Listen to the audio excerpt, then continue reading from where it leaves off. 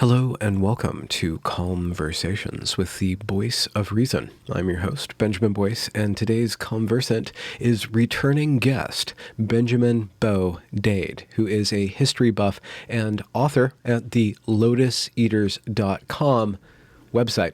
He has a very deep love of American history specifically, even though he's British. And in our previous conversation, we spoke about the War of 1812. And in this conversation, we speak about the American Revolutionary War, or the War for Independence. And so we talk about the themes that are going on in there. We talk about the little skirmishes and how this country, meaning America, was formed and gestated and ultimately given birth to, and then, kind of waddled on its way into world history. Fascinating guest, excellent conversation. Hope to have him on again soon to talk about Thomas Jefferson, who he is head over heels in admiration of. Anyhow, here is Benjamin Beau Dade. Have you been obsessing over something recently? No, why? What do you mean? I don't know.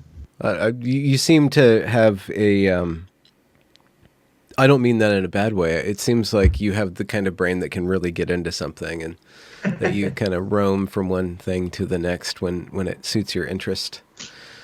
Well, I have actually been reading up for this, the American Revolution. I mean, I know all about it for years and read around the topic on and off all sorts of times, but, just sort of boning up on the detail of it for this. And I actually used to have a bit of a love affair with Thomas Paine, really interested in Thomas Paine, got a massive book on his life. But that was years ago when I was sort of deeply interested in Thomas Paine. But because I've been sort of researching it for this conversation, I've sort of got into Thomas Paine a bit, common sense. So that's been interesting. But where I work for the Lotus Eaters and we do a new topic every week, I sort of have to read up or research about something and then just move on to the next thing. Which is good and bad. Is sort of, you can only go so deep. But where I've had a fair amount of time, I knew we were going to do this for a fair amount of time now. Apologies for how long it's taken to sort of make happen. So I just been reading about this on and off for a few weeks now, and it's been fun. I really enjoy it. It's a great story, I think, especially for the Americans. Well, what is it about Thomas Paine specifically that you dig? Well, he was a rabble rouser. He was sort of he was never really cut out to be a statesman, though he tried later in life in France. But he was really a rabble rouser. He wrote polemics, something I aspire to do, maybe on some level, to write political polemics. Just try and speak the truth. I kind of hate the phrase, but speaking truth to power. That was really what Thomas Paine did, among other rabble rousers. People like Patrick Henry, but we'll get into it when we come to the individual things. Do you want to just kick off? Should we just start? Yeah, let's kick off. Do you have a year you want to start with, or a theme? How do you want? Well, that's an interesting question, really. Where do you start? Because we've bitten off quite a big chunk here. If we're going to talk about the entire Revolutionary War or War of Independence. It's quite a big chunk, so even given a couple of hours or so, I'll still have to sort of pick and choose and leave out lots of people. Whenever you tell a big story where there's dozens and dozens of figures and characters, and you can make an argument that they're all important in their own way, and if you've only got a couple of hours to play with, or not even that, then you're going to have to leave out quite a lot. There's so many battles. I mean, we'll only pick out the big ones, I'm afraid. If you look at a list, the other day I was looking at a list on Wikipedia of all the engagements, of all the battles, and there's so many. There's so many I've never even heard of, lists and lists. And we'll only obviously be able to hit sort of the main ones. But well, where to start? One of the things I thought of saying was that wars often lead one into the other. They're not, completely isolated things usually. Historians will say that World War II is a direct consequence of World War I. And you could argue is a direct consequence of Franco-Prussian War of 1870, which you could say, after a century of hiatuses, is somehow born out of the Napoleonic era, etc., etc., etc. So with the American Revolutionary War, or War of Independence, I'll have to make up my mind which I'm going to call it. Should really make up my mind, I guess, the War of Independence. You could certainly say that is born out of, in all sorts of ways, the 7 Years' War. And the 7 Years' War happened a little earlier in the 1750s, 1760s. And that itself was born out of the War of the Austrian Succession. You can go on and on, you see, keep going back further and further. But the 7 Years' War is really a war between some of the big powers in Europe, Prussia, Russia, Great Britain, etc. And it spilled out really all over the world. People have called the 7 Years' War the First World War. In some ways, just in the sense that its conflicts did spread out all over the world, and America, the North American continent, wasn't spared from that. And so, really, the French and the English fought each other in the North American continent for the 7 Years' War, and quite often it's called the French and Indian War. Americans quite often refer to the French and Indian War, which is just the American theatre of the 7 Years' War. Anyway, we're not going to talk about that in detail, but the things to take away from that is that it cost the British a lot of money, fantastic amount of money, to win that war, keep that war going and win it. Fantastic amount of money, really. And the United States was, not the United States as we know it. It was the 13 colonies that belonged to the Crown, that had their governors, and they were independent to a fairly large degree, could set their own laws to some degree, could set their own taxation and basically govern themselves. In order to protect them during the 7 Years' War, it cost a great deal of money. And so in order to pay for that, the political overlords back in London, back in Whitehall, decided that they needed to, some of the American wars should really be financed, should really be paid for by the Americans themselves. Because the American colonies had enjoyed for a long time a really quite low level of taxation. And so this is probably people that know things about the War of Independence probably know the phrase no taxation without representation. That's sort of one of the cornerstones, one of the keys of it all, is that the American colonists, I suspect modern Americans don't like that phrase. In our other conversation about the War of 1812, when I was referring to the states as colonies, there was a comment or two, people saying, stop calling them colonies. But anyway, at this point, they certainly were, the 13 colonies. And they had got used to autonomy, really, almost complete autonomy. They didn't really... Well, they certainly resented being ruled over by a parliament where their land and their people had no representation whatsoever. And it's a fair enough gripe, don't you think? Yeah. It's not unreasonable, or not entirely unreasonable. And so one of the first things that comes up if you watch a documentary or you listen to a lecture or something about this, they'll quite often mention the Stamp Act. And the Stamp Act was a piece of legislation passed by Parliament, which put a tax on all sorts of paperwork. Okay, whenever there was any sort of bureaucracy in the form of paperwork, it would require a stamp. This is just a bureaucratic administrative thing. It would literally not the stamp that you link and put on an envelope, but a stamp that you stamp paperwork with. It all needed to be formally stamped, and therefore you get the Stamp Act, and there's a small amount of taxation that went along with that. So in other words, Parliament was, as far as the American colonists were concerned, was sort of extorting money out of them unfairly. This was sort of a new tax, and they didn't like it. And so there was all sorts of political kickbacks over that. And to cut a long story short, because this is earlier, this is in the 1760s, in the end, Parliament repealed the Stamp Act. Now that's sort of significant because Parliament doesn't usually allow itself to be bullied or browbeaten in any way. They're sort of loathed to ever repeal things against their better judgment. But it was causing a real problem with commerce because the Americans fairly quickly, within a year or so, decided to stop trading with Britain, with the mother country, as a protest against this Stamp Act. So it started hurting merchants in Britain, in London. And so they were able to put pressure on Parliament, say, look, this whole Stamp Act thing just isn't working. It's causing more trouble than it's worth. And so Parliament repealed that. So that does show a bit of weakness, doesn't it? It shows the Americans that if they put up a big enough resistance to something, it could work. Parliament isn't completely unbending. It can be sort of outmanoeuvred sometimes.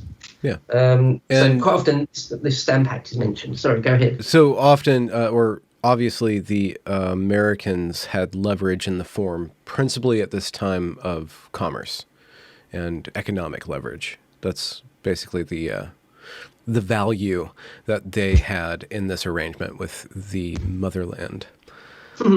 Yeah. Yes, I mean the New World, the Americas, sort of fantastically rich in a sense, in the sense of resource rich. Yeah. Sort of essentially endless land and resources. Certainly at this point in the we're talking about the 1760s, 1770s, and into the 1780s, most of the North American continent is still unexplored, nearly. It's certainly it's unsettled, most of it.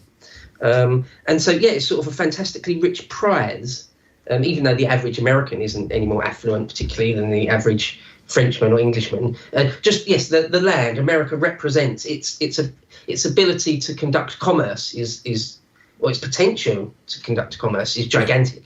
I mean, the amount of goods that come down through the Hudson River and come out at New York Harbor, for example, is giant.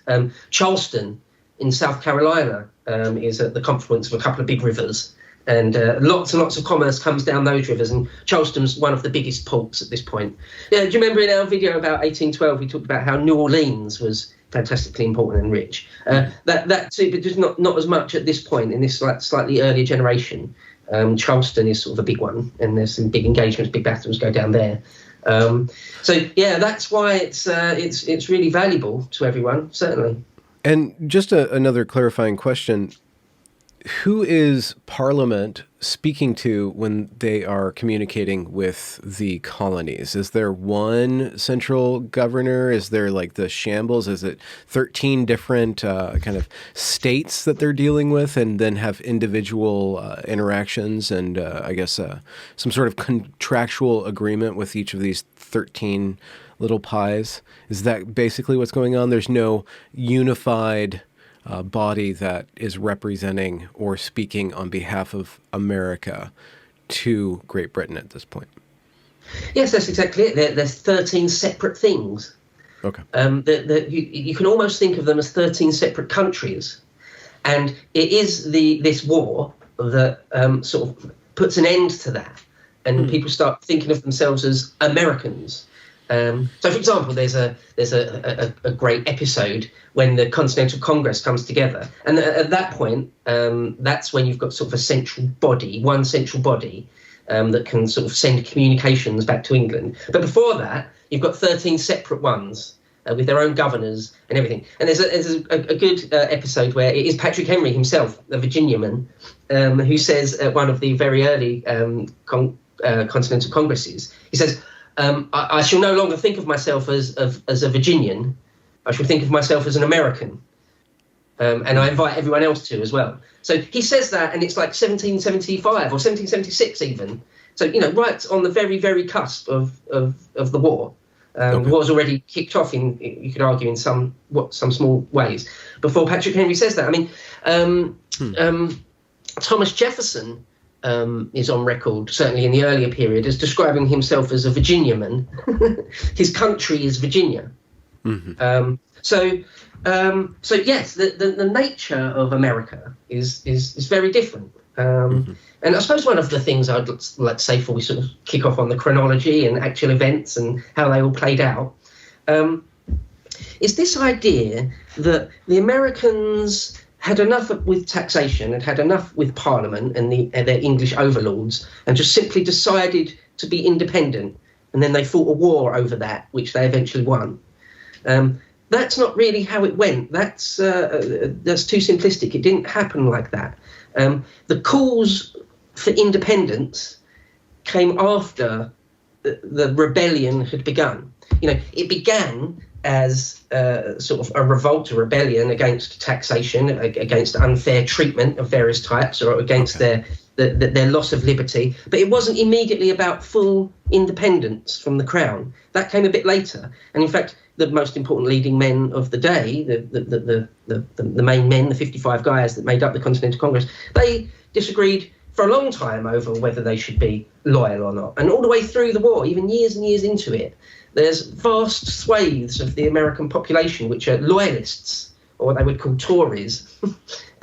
So it's quite a bitter thing that cuts the country. Not everyone is completely on board with being a rebel against the crown, essentially. It's not that the whole country just completely on board with it. It's quite a bitter struggle in many ways. So yeah, to answer your question, it's sort of 13 different bodies, at least to begin with, and it's not until they all come together in this Continental Congress, but then at that point, because the Continental Congress is sort of like a proto government, really. It's like a Congress, government historians after a while just start calling it Congress. It's not exactly the same as sort of your modern Congress. When these 55 men from the 13 colonies bring all their delegates together in Philadelphia. There's no office of president. There's no Senate. There's no. It's not a true Congress as we would know it today, or anything like that.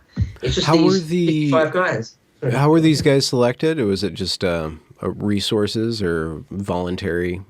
Were they elected at all, or some were? Or? Yes. Yeah. Oh, yeah. I mean, these guys are mostly lawyers. Usually, mostly lawyers. You've got sort of the odd general. I mean, Washington is obviously a general, known as a career military man. But a lot of them are they're elected, yes, and they're sort of the leading men of each colony sends, 3 or 4 guys, and they're sort of just the leading men of their colony, usually lawyers. I mean, maybe John Adams is a good example. He was sort of a famous lawyer, prosecutor type, who was also sort of a local politician, and he was just sort of one of the leading men of Massachusetts. And so when it came to select sort of your top 3 or 4 guys to send to this Continental Congress, he wins it, and I think that's a fair example. It's that sort of thing. But it is interesting, isn't it, in certain times in history when a body of men, usually men, get together and just declare themselves a sovereign body. I'm thinking maybe of like the Chinese Communist Party under Mao in 1948, just sort of declaring themselves, we're just the government now. Or maybe the Long Parliament in the English Civil War, just declaring that sovereignty lies with us now. The cockpit of power is here now. We've just declared that, and well, you have to fight for your life to keep it. But it's funny how that goes. You're speaking about Adams being an example of a lawyer or a barrister that came up. So is there like a supreme on the level of law?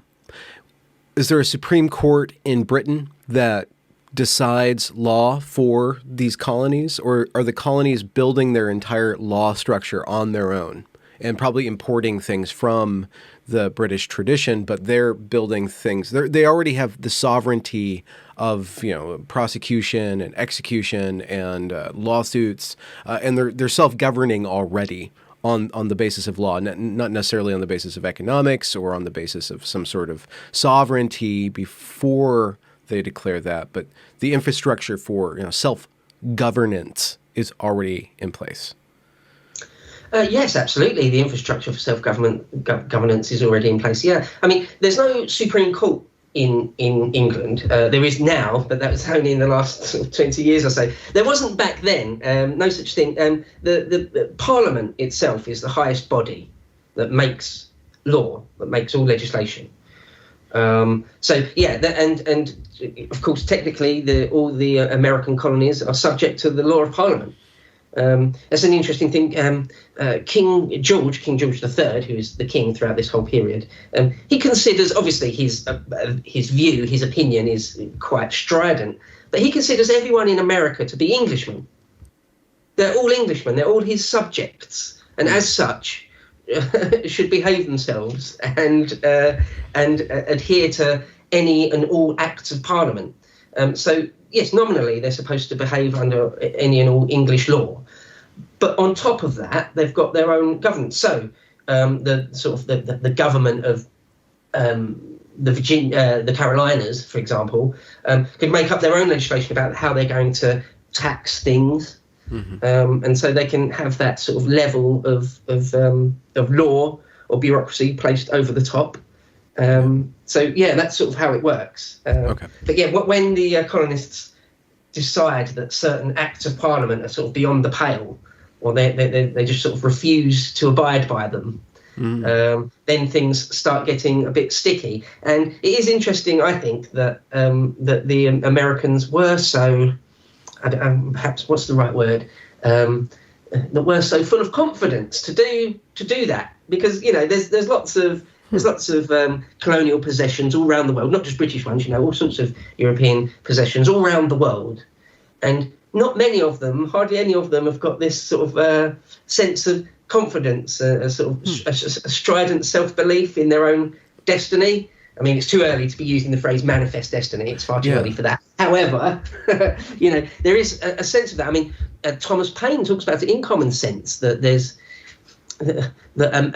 America is full of potential. It's absolutely full of potential. Yeah. And we don't need to be afraid to stand up to the Crown and England.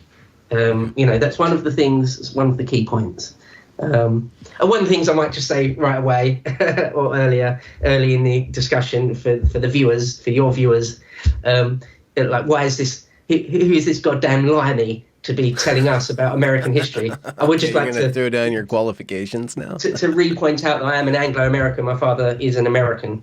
And so I feel like if I can sort of speak about it a bit, being American, having many American cousins and being there many times. And of course, this story is, ultimately glorious for the Americans and ultimately embarrassing or humiliation or just a defeat, really, just an L in the column for the English, of the British, rather.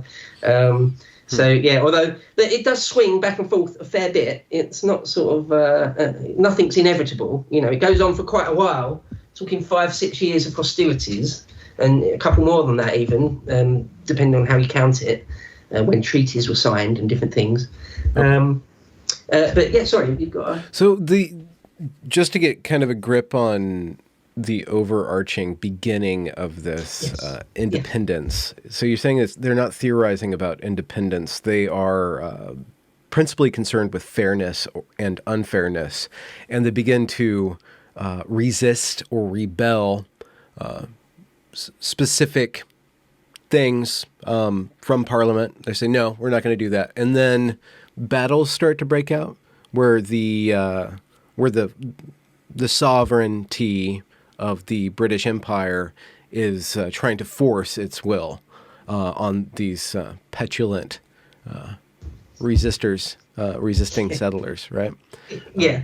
So is that how it kind of starts, like these little kind of conflicts here and there about like issues, but also actual battles over issues and over land, or how does it start to become violent and edge into that? Okay, yeah, great. So it's sort of a gentle trickle towards sort of large-scale open conflict. There's sort of a trickle over a few years, but there's a few incidents, sort of fairly famous incidents. I mean, there's the Boston Massacre, for example, where in Boston there was the English soldiers are always sort of resented.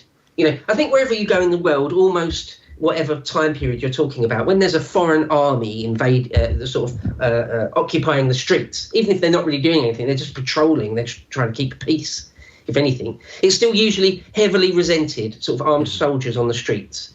And so, where there were British soldiers sort of legitimately, legally, on the streets of Boston, this one day there was just a lot of hostility towards this particular small group of men, and a mob, a crowd of people became more and more belligerent towards this very, very small number of English soldiers in the middle of Boston, and someone fired a shot. often that happens in history. Someone fires a shot, and we never find out who. But someone fired a shot, and a few people, was it even one person or a small number of people were killed at the Boston Massacre by English troops, and there was a whole law case about him. John Adams himself was involved in the law case, but it's just episodes like that, more than one episode sort of along those lines, where it doesn't sort of cause the American colonies to rise up in full-scale revolt all the way from Georgia to Montreal, but it's not forgotten. Things like that are not forgotten, because you could argue that it's just murders are happening there. I think it springs to mind sort of Northern Ireland, English troops, British troops on the streets of Northern Ireland, supposed to be keeping the peace, but in fact are a touch point for violent things to go down themselves. So there's the Boston Massacre, and of course the Boston Tea Party is a famous one, isn't it? Nearly everyone knows of the Boston Tea Party, because after the Stamp Act was repealed, Britain decided, as the British government often does, is that we'll just go round another way. There's more than one way to skin a cat. Over the next few years, we'll just sort of kind of quietly, surreptitiously introduce other smaller taxes, and we'll still tax them. We'll still get the money we want. But we'll just try and do it under the radar. So they did it in various other ways. And in the end, one of them was that it was going to be on tea. And the people down at Boston Harbour it pissed them off. So they physically chucked lots and lots of tea, tons of tea, into the sea. Do you know if the tea was produced in America? Is it produced in America? Is that from India somehow? I don't think it was. I don't think it was. Actually, I should know that, but I can't remember. I don't think it was. I believe it was being imported into America, and they had to pay an import tax. Might be completely the other way around. Either way, there was a tax that they really resented on the tea. So, you gave me a vision from the Life of Brian, where the Judeo Liberation Front, or the People's Front of Judeo Liberation, or whatever, they're arguing about what have the Romans done for us? That comedy scene, and people say side roads and running water and trash in the streets. What have the Romans done for us? It doesn't seem that the British Crown and the governing body is giving much or is supplying much. What is the quid pro quo for the taxation that's put upon America? Are they given technology? Are they given security in the form of protection from France or something?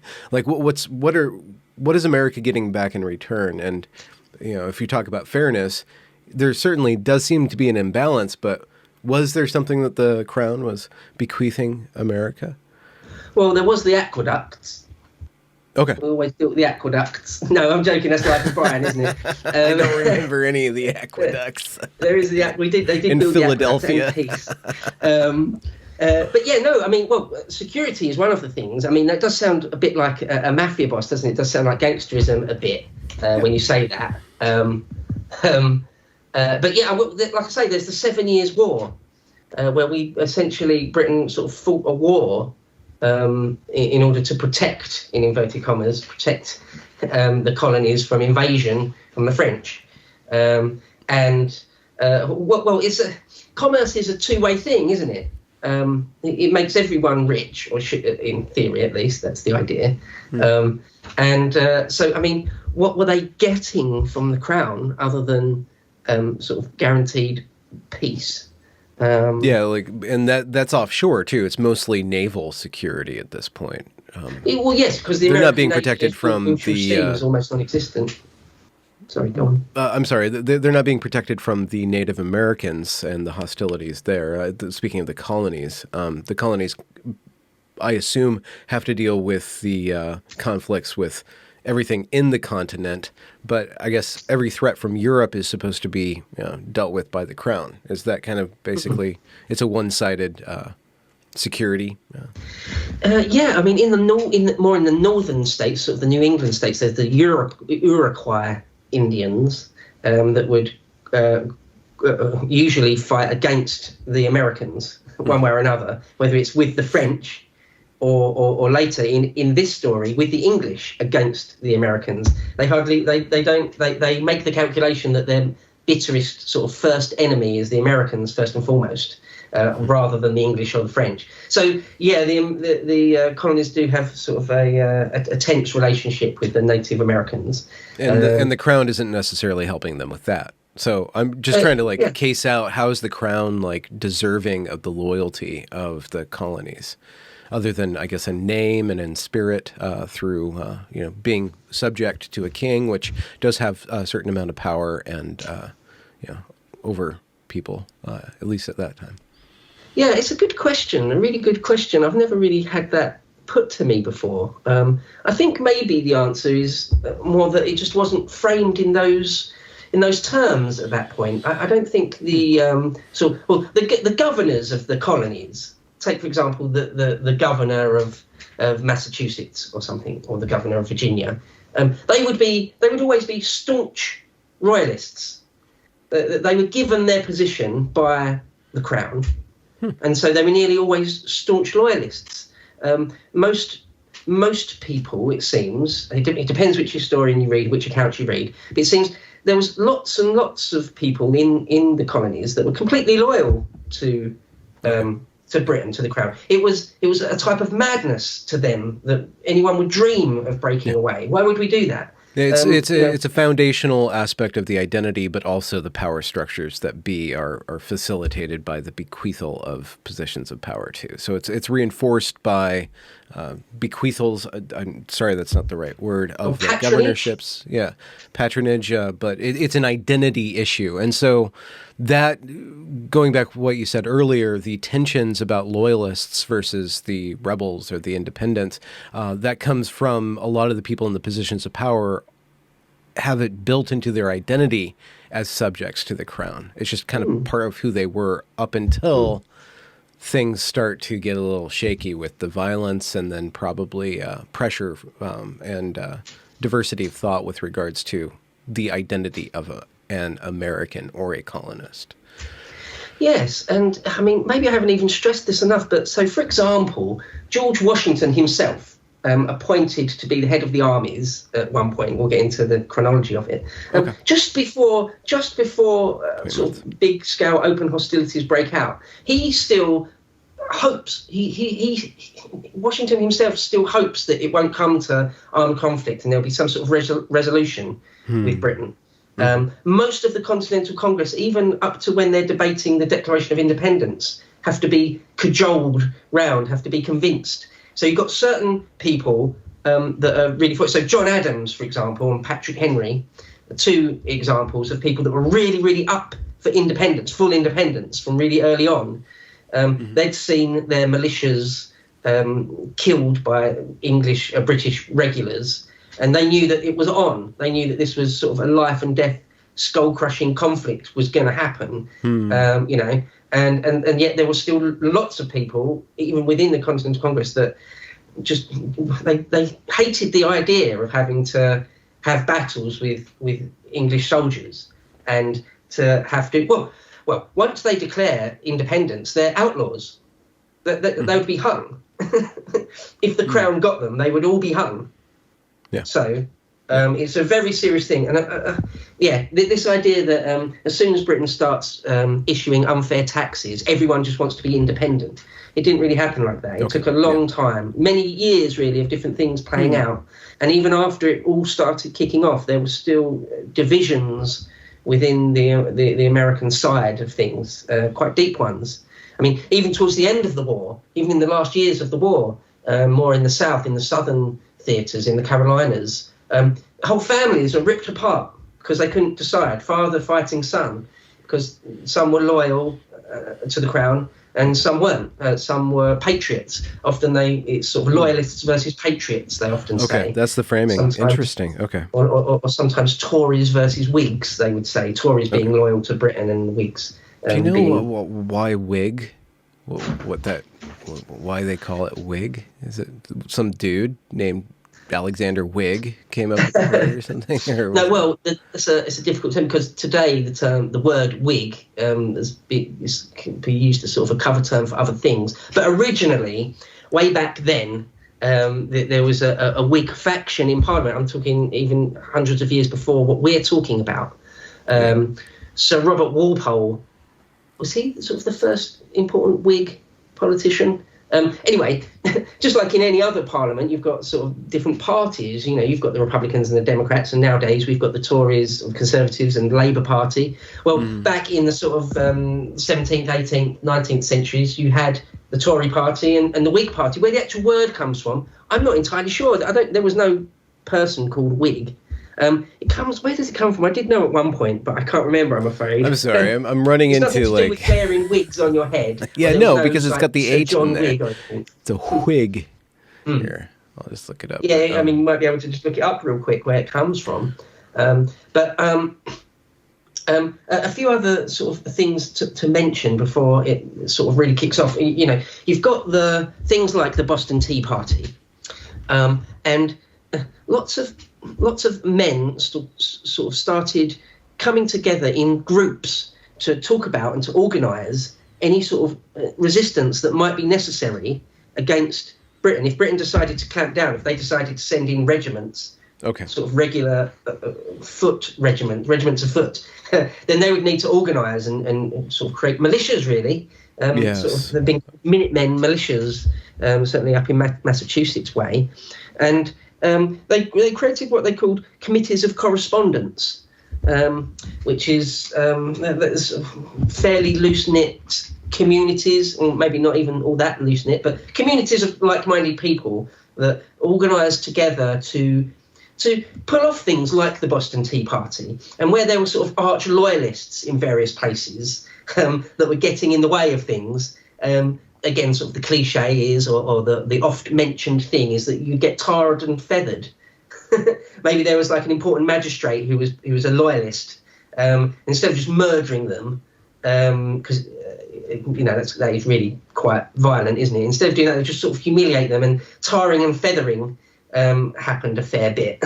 And so it's organised things like that to get sort of whole towns to be on side with forming mobs, things like that. So it's very emergent then. It's very ground up. It's very grassroots. Yes, I think that's a fair thing to say. It sort of played out differently all over the place, though, to be fair. So, for example, sort of Massachusetts and New England, the more northern states, in the beginning part of the War of Independence anyway, are a lot more gung-ho about everything. They're a lot more up for it. So the delegation at the Continental Congress from Massachusetts are much more roaring to go, whereas the guys from Virginia are like, well, no, let's hold on, let's think about this, because the war hadn't really come to their doorstep yet. And so, some of the first things that happen is when Parliament decides that they are going to have to do something about this. They don't immediately decide to send over a giant army or a giant armada, but they think that it might be able to be put down relatively easily. So where there's a handful of regiments already in the New World, they send over a few more, like 4 more regiments or something, which isn't, a fantastic amount of men or anything. It ramps up again, like I say, over sort of a few years. But one of the first sort of actions is at Lexington Green, or sometimes people just say Lexington. Have you heard of that one? Or Concord, the battles at Lexington and Concord, 2 different actions, but really close to each other in time and quite often get mentioned almost in the same breath. But yeah, I mean, the British Army end up meeting some of these militiamen at a place called Lexington Green. And there's a firefight, and a few men die. I think like 8 or 10 Americans, militiamen, are killed, and a very small number of English soldiers. But after that, the sort of surrounding militias hear of this, and they come out in force, and they end up chasing the British Army back from Concord. and that it's sort of a fighting retreat for the English, and something more in the order of 70 or 80 English soldiers are killed, and another sort of 150 or 170 odd are captured. So that's that's a fairly serious thing, isn't it? That's not small numbers now. That sounds like you can only really imagine that was sort of a fairly desperate set of firefights going on there, that many people were killed. And so those two actions at sort of Lexington Green and Concord are sort of considered as sort of really the opening salvos, the opening shots of the American War of Independence. That's kind of when the handkerchief drops at that point. That's kind of like, or the glove or whatever it is. It's kind of on at that. It's like there's no more like petty things. It starts to ramp up, maybe. Oh no, definitely. So like the hawks in the Congress, people like John Adams are saying, look, this is what the English are like. This is what they're going to do when it comes to it. They'll send in men. So let's stop pussyfooting around here. Let's get a bit serious. Let's sort of spend some money on our men. Let's appropriate some funds to sort of make a proper army, or a Continental Army. That's what they wanted. That's what guys like Adams and Jefferson and even Ben Franklin, they realised we need an army. These sort of 13 different militias from the different states are not really going to cut it. We need sort of a central command. We need sort of a central body for ordnance and for clothes, issuing clothes to the men, all things like this. We need a sort of decent amount of administration and bureaucracy in place, and none of it exists. And so, one of the first things they need to do is nominate a leader of the army. And I mean, this is where George Washington himself comes into it, sort of the great man, the great figure. And you have to be a little bit careful with people that are figures in history that are sort of as famous as that, because quite often there's so many sort of layers of romance, for want of a better word, that to get down to the real man, the real individual, is quite difficult. I think George Washington suffers from that. I think that's fair to say.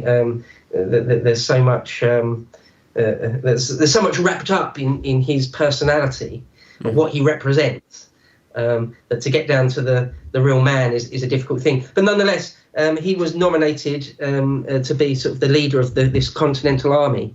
And it's in a terrible shape. I mean, we said even in our video on 1812 that there was no standing army. That's in 1812. So back in 1775, 1776, of course, there was no standing army. A lot of the founding fathers thought, people like Jefferson, they thought that a standing army was a terrible thing. It was sort of an evil thing, because it would inevitably become the tool of some faction or other. And would be used to the wrong ends. And it was far better for society, for the world, if there were no standing armies. That was how they thought about it. Even in 1812, I mean, John Quincy Adams, so just before the War of 1812, but a generation after what we're talking about, he made a big speech about how bad it is to have sort of standing armies, and it's not really the American thing to do, to have large standing armies. So this Continental Army is more of a kind of a pickup army kind of thing. It's just ad hoc. It's a temporary thing. We're going to do this specifically for this one purpose, and then it's only granted a temporary kind of legitimacy. Is that what you're suggesting? Well, yeah, it's sort of the idea. It's certainly not fully 100% permanent and indefinite. No. So Washington is given this command, and his command is either until he's relieved of it or until he wins the war. So that's his command. And then the men under him, often, nearly always, it said, sign 1-year contracts to stay in the army. Yeah. So it's all very legal, but 1-year contracts aren't very good, especially if you're fighting a multi-year war. So yeah, nothing's sort of written in stone forevermore. This is just the US Army forevermore now going forward. No, it's not that. But it is for as long as it's need be. I mean, everything's so brand new, and they're trying everything for the first time. This Continental Congress is kind of unprecedented. And what they're doing is unprecedented. So they're sort of finding their feet as they go. And there's actually lots of problems with how Congress will give a command and then ask them to do a certain task, and then they're incapable of doing it because they're not given enough provisions, they're not given enough warm clothes. Lots and lots and lots of times, even years into this war, the army is described as sort of not having enough shoes and things like that, and that they're stinking and that they're dying from disease, let alone got enough gunpowder for things. So all the way through this war, right up to the very end, the American army, the Continental Army, is sort of really badly suffering from lack of funds, a lack of real concrete results coming from Congress. You know, they speak a big game. They say they're going to give them lots of money and provisions and things. And it never really seems to get to the front line, or rarely. So that is a big problem for the Americans. They're constantly battling against that. Speaking of, just to flesh out the story a little bit more, if the South is needing to be persuaded to, that the British are a threat to their autonomy, how are they? How does that progress? That the South, the Southern colonies, cast in lots with the Northern colonies and decide that they are America too, or they are a part of this project, this identity. Yeah, well, it's just a hard-fought war of words, really, I suppose, is the answer to that. It's not that the southern states were completely against the idea of independence. They were just slightly less, it was sort of a slightly less immediate concern for them, but only slightly, I would say. Okay. So the British were still putting pressure on the southern colonies, too, that the southern colonies resented. Yeah, well, absolutely. Yeah. So something like, for example, the Stamp Act, that applied to all of them, all of the states. So, yeah, I think it's just that their will to fight was just slightly less than the New England states, but not by much. I mean, well, I say that, it did come down to sort of quite close votes sometimes in the Continental Congress, quite close votes on whether they're going to do this or that, or whether they're going to sort of give or vote money for certain people and certain states to do different things, and the different arguments about whether they're going to increase the size of their navy and all sorts of that. It's a back and forth, and yeah, it is actually quite close sometimes. It comes down to sort of just one or two votes sometimes here and there. But the main one, the main vote on whether they should really create their Continental Army and have a declaration of independence, is the whole Congress isn't completely on board with it. There is sort of quite a lot of backroom dealings and having to convince specific people which way they should vote. And out of it comes some of the more famous leading lights of the revolution. So people like Jefferson and John Hancock and John Adams, people like this, and Madison himself. Because their side of the argument, I suppose you could say, won, that they go on to become sort of the most important figures in it. So, for example, Benjamin Franklin, his own son, he was very, very close to his son, extremely close. His son, when his son was growing up, he was sort of inseparable from him. And yet when the War of Independence broke out, and Jefferson's son William, I think he was William, was a grown man and had an important position of his own, they disagreed. Obviously, Benjamin Franklin was an arch patriot, but his son was a loyalist, and so they fell out over it, and they sort of fought on different sides. And so you can see there that even in the household of Benjamin Franklin, it was sort of ripped apart by this. People didn't agree on it a lot, and you end up with sort of, well, again, a bit later in the story, really civil war. So there's some wars in history where everyone's sort of on board, and there's others where it rips society down the middle. So, for example, again, I'm thinking of the English Civil War, or maybe even the American Civil War in some places. Families disagreed within the family which side to be on. And then I think of maybe World War II in America. You didn't have to convince many Americans to be against the Japanese in 1942, right? Mm-hmm. There weren't many households ripped apart by where their loyalties lie.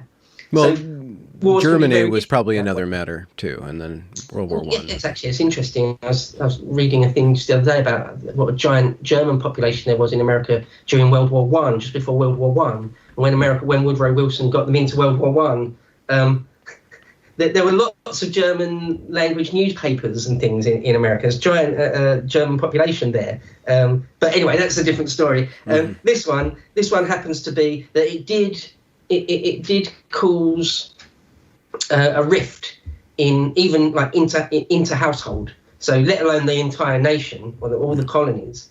Someone said this sort of a famous thing that only a small number of people ever really fought for independence. Out of the whole population that there is, or all the men that were of fighting age, out of all of them, only a small number, like 10% or something, ever actually took up arms and did something about it.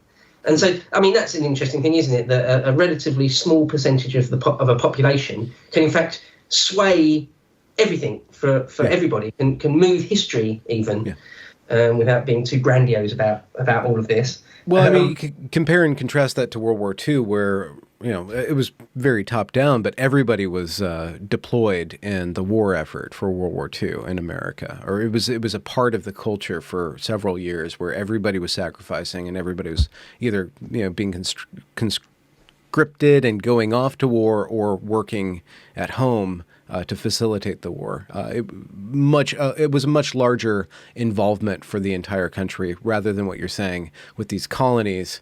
It was kind of like this Continental Congress, and are they only issuing war orders about this war? And are they only concerned primarily with their relationship with the British Crown? Are they thinking about how do we govern at home? Are they even thinking about how they govern at home as a governing body yet? I mean, I guess that leads up to the Constitution. That's when they start thinking about, well, what are we for?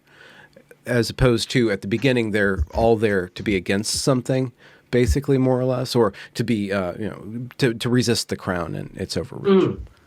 Yeah, well, no, it's a good question. And that does touch upon something I sort of hinted at earlier, where it starts off as this sort of rebellion against the crown, but not necessarily anything like full independence. And then by July 1776, they're there. And so... You said something else there. What was your question about... could you just reiterate that question slightly? Because there's more than one point I wanted to make about it.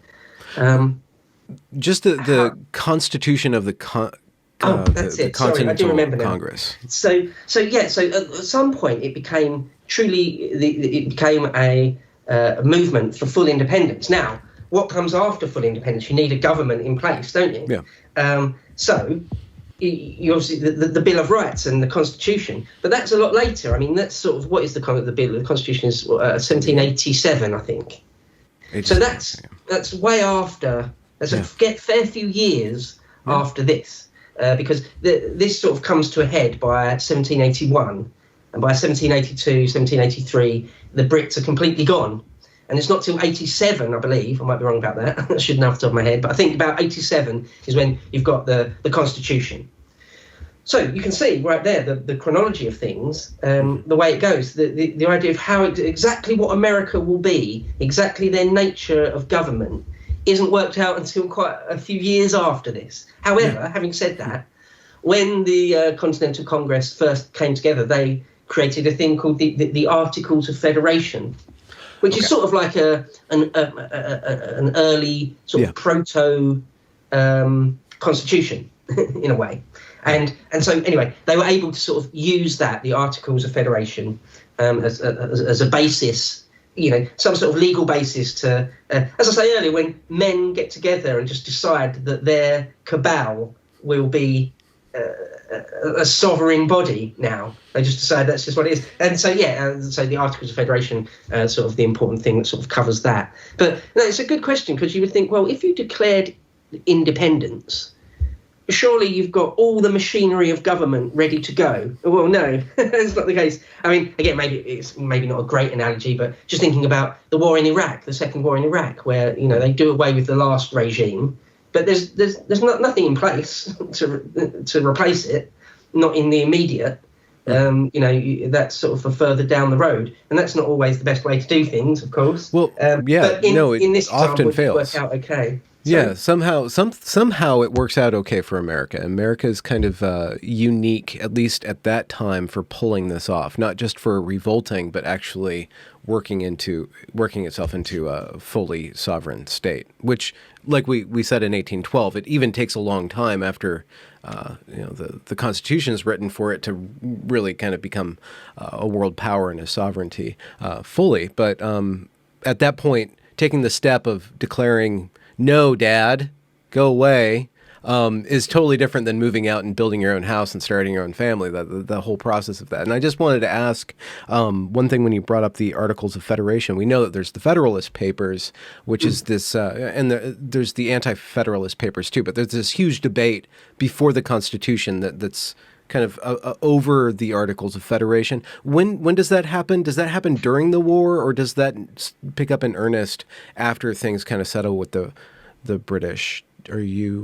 What exactly? You mean just the push towards sort of a fully realised concept of government? Yeah. The argument over that doesn't really pick up until after the immediate threat or the immediate issue over British rule is kind of dealt with. Is the Articles of Federation just kind of shambled together? No, it's an incredible document. Okay. It's an incredible document. I mean, it's all very it's thought out. The debate had already gone on for many years, and it had gone on in other ways as well. I mean, the American founding fathers didn't come up with most of what they said out of nowhere, out of whole cloth. Quite often they're relying on sort of earlier generations writing. Maybe one example perhaps is you've got the writings of Thomas Paine, Common Sense, and people like Thomas Paine. I've heard it said, would draw sometimes quite heavily on the political writings of people from the English Civil War, which is, a long time before. There's a guy called Freeborn John in the English Civil War, a chap called Freeborn John. Freeborn John wrote, again, sort of political polemics against tyranny.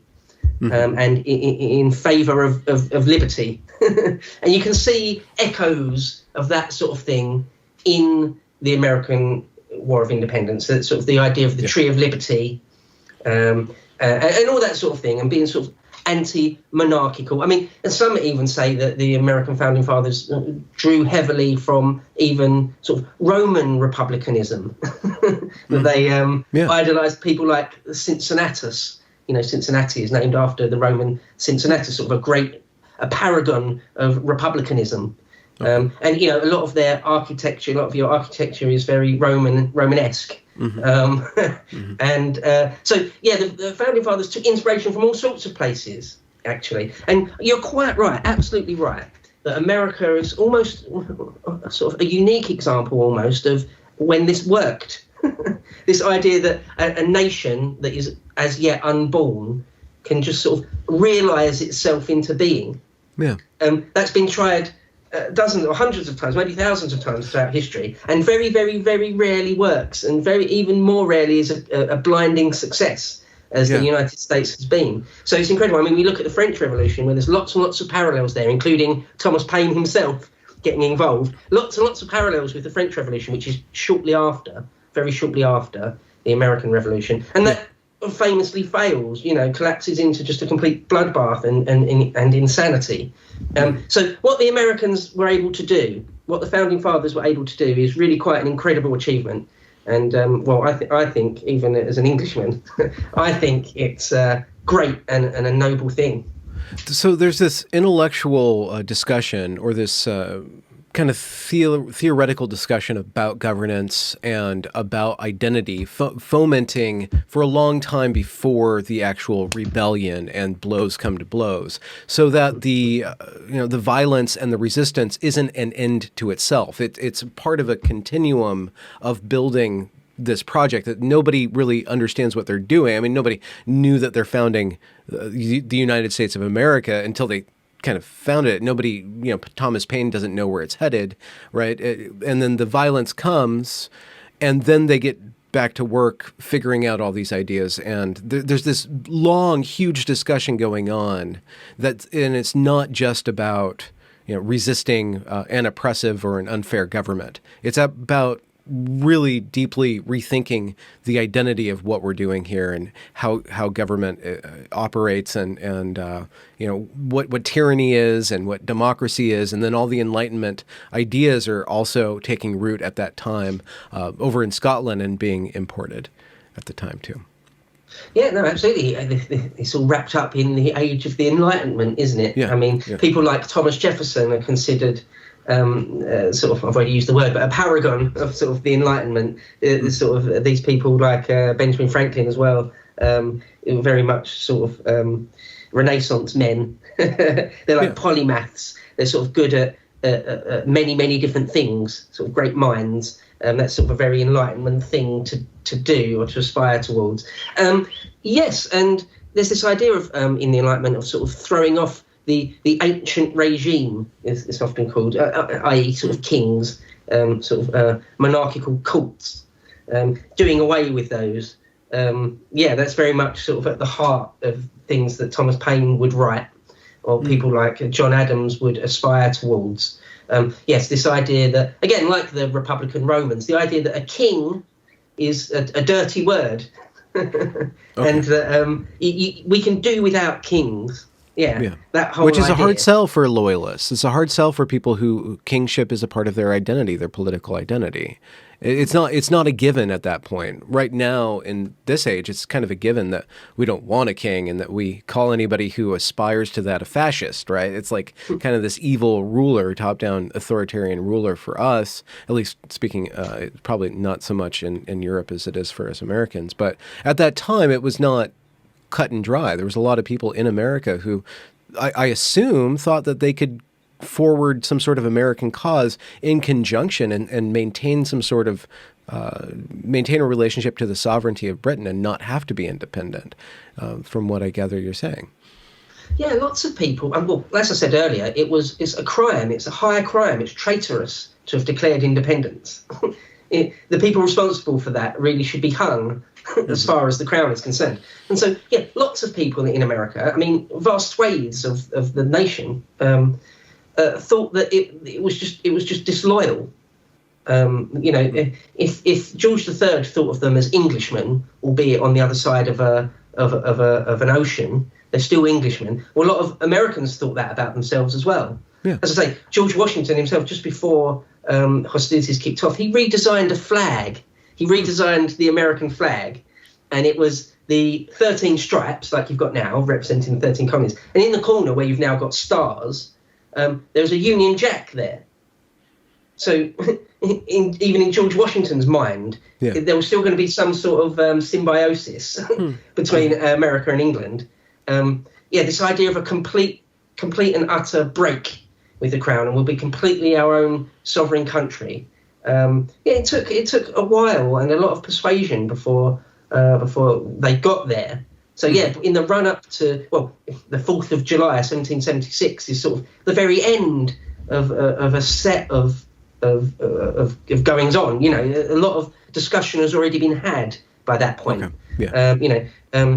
I keep mentioning Thomas Paine and the Common Sense, but apparently that particular pamphlet, and it's only sort of, I think, 30 or 40 pages long, depending on how it's printed, so it's not all that long, but that would have, they say that sort of got a fantastic amount of traction, that hundreds of thousands of people read that, and extrapolating for those times, that's millions of people in modern days would have read that. So it's it did enjoy a large distribution. And then when things, after the first summer of fighting and there's the first winter, What year Thomas is this? Paine, the winter of 76 to 77. Okay. Thomas Paine writes another pamphlet, another treatise called American Crisis, I think it was called, where again he's saying, we've got to fight now. Though it's all very well to be high-minded and talk about the Tree of Liberty and to talk about fighting against tyranny and things, but now we've got to actually do it. We need people for the army. He talks about people that only fight sort of fair weather or summer soldiers, he called them, and sunshine patriots. We need more than just sunshine patriots. We need people that are prepared to stick it out through the winter and things. Thomas Paine, although he never became a politician as such in America, his contribution is big. I mean, his life is a fascinating one. He ended up going over to France during the French Revolution in the 1780s, and getting involved in that. So he's a fascinating figure. But after the action sort of kick off, I mentioned Lexington and Concord. Yeah. One of the big ones is, have you heard of Fort Ticonderoga? No. There's a place called Fort Ticonderoga, and it's a really important fort on the Hudson. Is it on the Hudson River? Yeah, it must be, I think. Anyways, it's really important, and it's strategically important. It's sort of Gibraltar-like, I've heard it described. In other words, it's relatively easy to defend and very hard to take, and it's in a sort of a really quite key position. And at that time, the English had been using it as sort of an ammo dump, or there was lots of artillery there. There was lots of really good things that an army would want. And the Americans take it without a shot. They move some artillery up to some high ground overlooking it, and it surrenders. And that's a really bad humiliation. The English commander in the whole of the American theatre is General Gage, Thomas Gage. And, that's a humiliating thing to have happened to him, that Fort Ticonderoga was taken more or less without a shot fired. It's a very, very well-defended, in theory it should be a very well-defended fort, and that was taken. So that was sort of one of the opening shots where the English realise, the British, sorry, keep saying English, I mean British, they realise, actually we need to be a bit more serious about this. We're going to need to send over a load more guys. This isn't going to be just a one summer thing. This isn't just a few pissed off citizens that we can sort of bully into going home and giving up the cause. No, it's a lot more than that. Mm-hmm. We're looking at sort of a full scale rebellion, and and sort of some serious measures have to be taken. Okay. So who do they put in charge of this when they decide to get serious? The British? Who? The English? Yeah. It's this general I mentioned, General Gage, to begin with. The English actually go through a fair few different commanders on the ground, and they get replaced. Because, as I say, conflict goes on for sort of 5-6 years, and there's sort of 3 or 4, depending on how you want to count it, different guys that are sort of in command on the ground. But to begin with, it's Gage, General Gage. He gets replaced relatively quickly, within a year or two. One of the things to mention is that, I already mentioned, but the Continental Congress meet in Philadelphia. So it's sort of Philadelphia is the capital, if you like. It's one way of saying it. Again, in our 1812 video, we mentioned how they only moved the capital to Washington and sort of built Washington, D.C. from scratch almost. Mm-hmm. And that's only in sort of the 1810s, beginning in the 1810s, or ever so slightly before. So if we're talking about the 1770s, it's all very sort of fly by wire. It's all sort of on the hoof, It's all sort of cobbled together a bit. But Philadelphia is becomes sort of undisputedly the seat of government for this sort of fledgling nation. I mean, there's no president or anything. Remember, they don't elect a president until after it's all over. There's no many houses of government or anything like that. It's just sort of this one building, Liberty Hall, with just, as I say, just 55 guys, or to begin with 55. It's all very small scale, you know. It's all very sort of held together with baling wire and Scotch tape. You know, it's all very, you know. So the Continental Congress issues orders, and then George Washington basically just executes their will to the best of his ability. Is that kind of basically the structure? That's the only executive. He's basically the executive branch at this point, and that's only with regards to the standing army. That's kind of like this rolling standing army that they're having a difficult time getting people to even stay in, let alone for an entire summer, just for a year contract at a time. So is that basically kind of the setup at this point? Basically, yeah. One thing that you mentioned, basically desertions. Desertions are massive. People are just deserting all the time. But yeah, everything you said there was right, other than you just mentioned the executive wing of government. So yeah, you're exactly right that the Continental Congress issue Washington with orders, essentially. Well, they give him a command with orders, and he's just left to fulfill them. But he's not the executive arm of government. There's sort of explicitly. But he's the closest thing to it, because everything else is there's in the field. Yeah, he's got the power of life and death. Yeah, maybe now might be a good time just to mention Washington's style of leadership and things. Yeah. He was known as an authoritarian. He was really quite strict. Well, when he first took over the army, when he first gets there, he says, I would never have taken this commission if I realised what an absolute state the army is in. It's not really an army. It's just a ragtag group of guys that are barely clothed and are sort of half diseased, and certainly are not trained, certainly don't know anything about drill or anything, and that their morale is extremely low, and that their officer corps is ridiculous. They can't do anything. They haven't really got an officer corps. So Washington has to do everything, pretty much build everything from scratch. He's been accused of being a micromanager. Well, he had to be, really. He had to be. Everything needed to be done from scratch. He needed to create an officer corps and tell them how to drill men and how to behave themselves, how to act as, for want of a better word, gentlemen.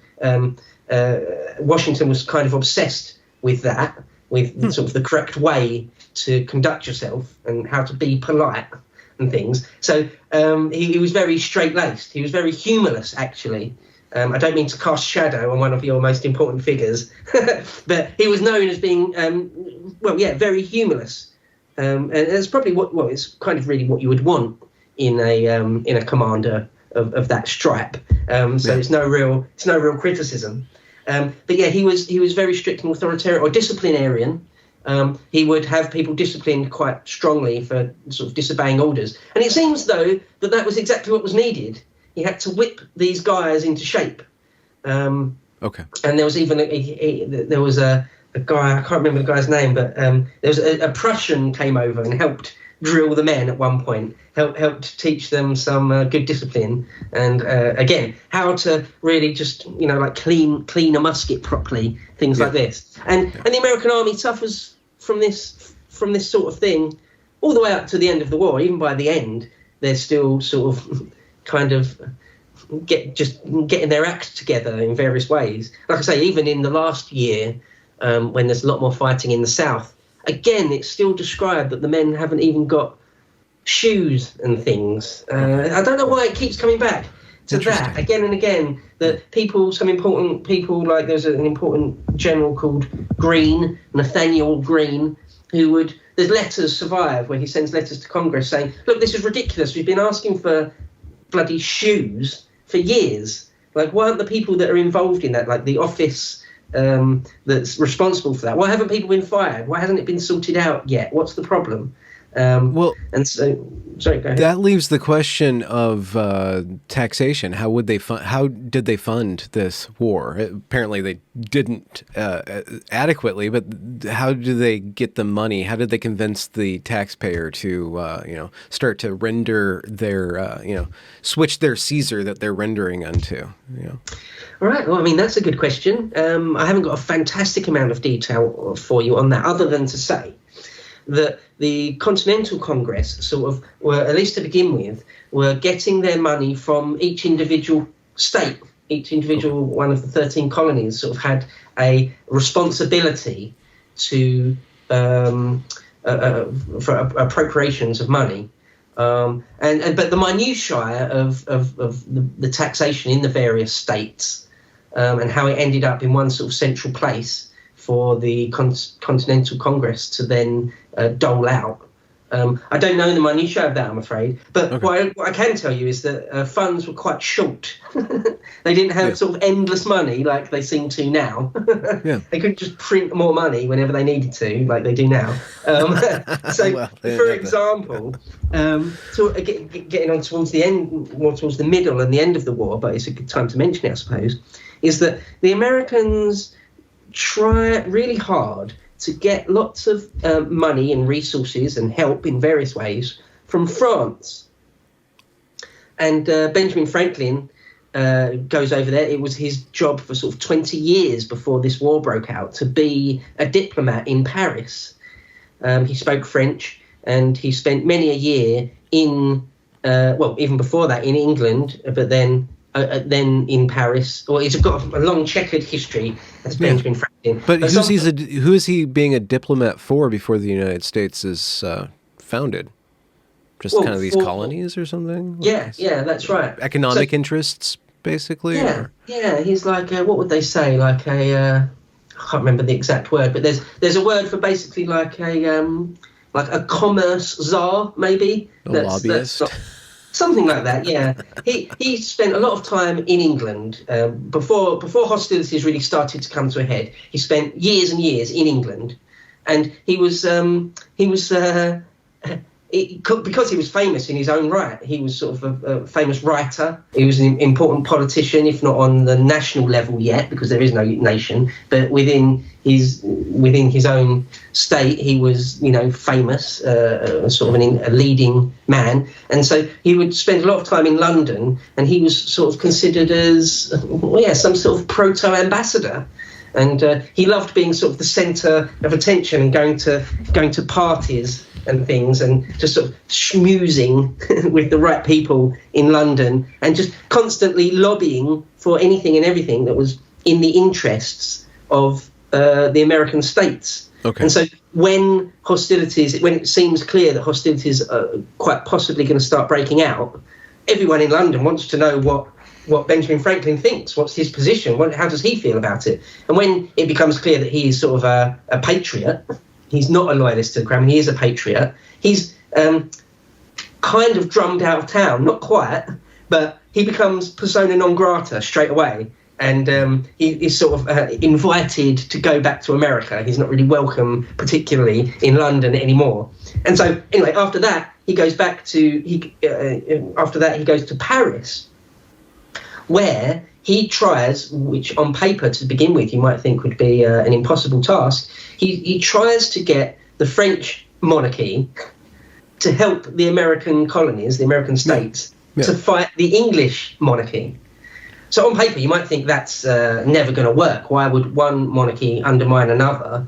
Ultimately, you would think maybe the French crown would just view the American rebels as just simply that, sort of troublesome troublesome Democrats that would like to see the end of all monarchy. So it is a very difficult job he has, and it's only towards the middle or the end, or after some specific actions happen in America, where it looks like they might have the upper hand, or when Britain lose a very big engagement, it's only really then that the French decide, oh, okay, maybe we might help a bit. And anyway, by the very end of it, the French are helping massively. They've sort of engaged nearly their entire navy all around the world to try and support the English navy. Yeah. Why did they throw in with the colonies? So, it becomes again, in some respects, a world war.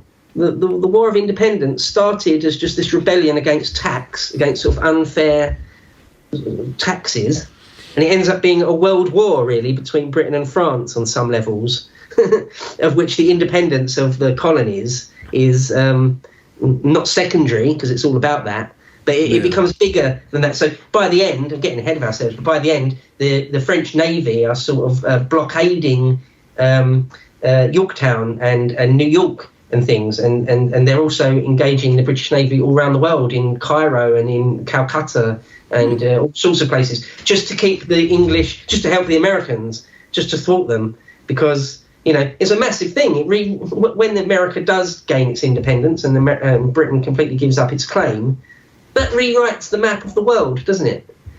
It really is quite a terrible blow to the British Empire. And so that's what the French had in mind the whole time. That was their ultimate goal. I don't think they particularly cared about American democracy or American liberty. They cared about thwarting the British. Okay, so, well, there's got to be one other aspect, not necessarily just the liberty or the sovereignty of the colonies, but the resources or the resource capacity, or having allies with that amount of resources. I'm sure the king's thinking of all the riches that he can more easily access if he's on the side of these colonies, because America is just this rich land ready to be raped by all the royals over there in Europe, right? I mean, it's not just about thwarting the British. There's also a quid pro quo with the Americans. Or is it really just a kind of like a world power kind of? Yeah, I think more that. Calculus. I mean, they don't get much out of it. It's not like the Americans cede lots of land to the French, or give the French lots of money or anything. In fact, it's the other way around. Some people have argued, I have heard it said, it might have been Winston Churchill actually mentioned, that the French end up almost bankrupting themselves in order to do this, because the French Revolution happens in the 80s. I mean, it's 89 to 91, isn't it, I think? So it's, fairly shortly after this. And one of the major gripes is that the French economy is sort of falling apart. People are really sort of dying for want of bread and things. It's because the French spent so much money on this. Well, and their royalty and their aristocrats, but they weren't wise on a lot of levels, but they did spend a lot of their resources on America. Okay. And it comes back to bite them. It's really the same movement in some ways. It's kind of the same intellectual movement that the founding fathers set in motion, which spills out into the French Revolution. They're very similar. Like I say, Thomas Paine himself is absolutely involved, saying the same things about liberty and tyranny. It just takes a really weird, horrible, dark path in France. In America, not so much. But it's sort of the same intellectual movement. So the thing that the French funded and kicked off in order to try and thwart the British Empire ends up destroying the French monarchy, you can argue. I mean, there's more to it than that. It's a very complicated thing I'm talking about, and distilled it down into just that. But it really is quite interesting. I think it's funny the way that the Germans in World War I sort of facilitated Lenin going back to Russia, kicking off the Russian Revolution, because they thought it was in their interest at that moment. But, well, it ends up Bolshevism, ends up annihilating Germany, doesn't it, in the end? So it's funny, you never know what things you can set in motion, how they end with up... allies like these. Right. Well, what are some of, just on a, just comparing it to the French Revolution, French Revolution gets pretty bloody, right? And there's probably a lot of different reasons why that happens in France and not in America, because the monarchy is in the same land that the revolutionaries are on. If the monarchy was in the colonies, maybe the colonies would have proceeded to do a bunch of executions or something. But there seems to be something a little bit more radical, a little bit more bloody about the French Revolution that doesn't happen in America. What do you chalk that up to? Do you have any kind of ideas of why the Americans didn't go that way and kind of switched into this constitutional thing in a different way or through a different means than the French did? Well, that's a great question. That's a great history nerd's question. That is the sort of question that you get two history nerds together and they can argue about that endlessly. Whole books written about why that might have been. And I don't have a brilliant... There's no perfect one answer to it. It's just a very complicated thing. There's a few things I could say about it. One of the things is that the American founding fathers seem to have been...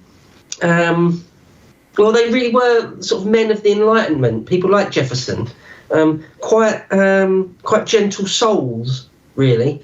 I'd love to have had a conversation with Jefferson. He talked to the thing that came out of his heart was the idea of life, liberty, and the pursuit of happiness for everybody. That's where his mind was, Whereas if you look at the French Revolution, when it started getting really dark and murderous, you end up with sort of ideologues, people like Marat or Danton or Robespierre. These are sort of murderous ideologues. Very, very different men to Thomas Jefferson, Yeah. Maybe that's one reason. It got dark in the French Revolution for all sorts of reasons. It seems that they were just more extreme. And they were suppressed a lot harder than the American colonies were, according to... That's right. Yeah, the American colonies had merely had some unfair taxes. I say merely, there is more to it than that. But they'd suffered under a few unfair taxes, which you could even argue weren't even all that unfair.